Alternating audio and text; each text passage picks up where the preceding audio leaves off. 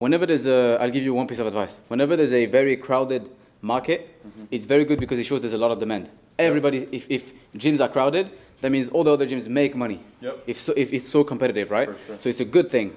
Now, the bad thing is that we don't have a lot of that share.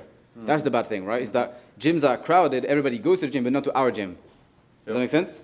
And to fix that is by having a unique, we call it either a unique mechanism or something unique to you. It can be like we in 2025, people watch social media. It can be just a funny thing. You know what could really be? It could literally be the counter on top of the thing where they hit their head. Yeah, absolutely. Right? Barakallahu fik. May Allah bless you. Barakallahu fik, bro. This is super sick. Absolutely. And if you have something specific, what would make them go from this gym to this one? What can you do? Because everybody has machines. You're already making it better by having no music, the men and women separation, gender separation, and the it's a sick gym as well. Really? So that's one thing already. I would market it. Mainly Muslims come here. You said some are non-Muslims. Yeah. It's not marketed directly to Muslims, but that's kind of. So I'll give you this. I'll sit down. My legs are cooked. No, I feel you. I'm gonna have to sit for the whole day. That's good.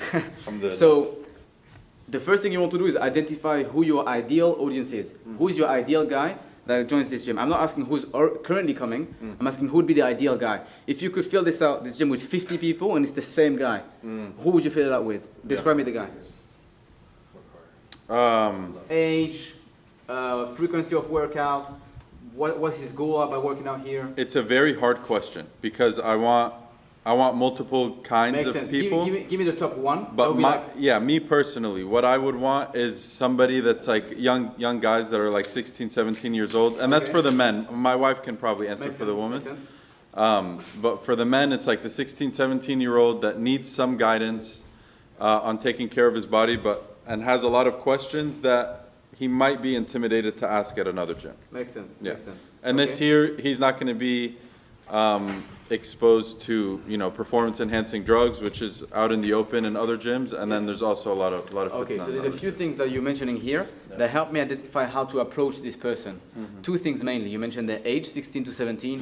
They want to learn. The second thing that was very interesting, and you can be extremely specific on this, you mentioned you don't want them to be exposed to certain other things they might see elsewhere, like drugs, like these kind of things, right? Yeah.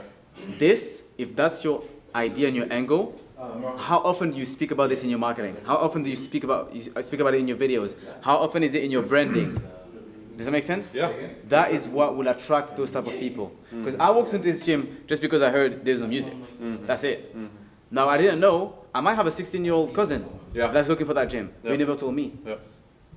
So how am I gonna know? How is he gonna know?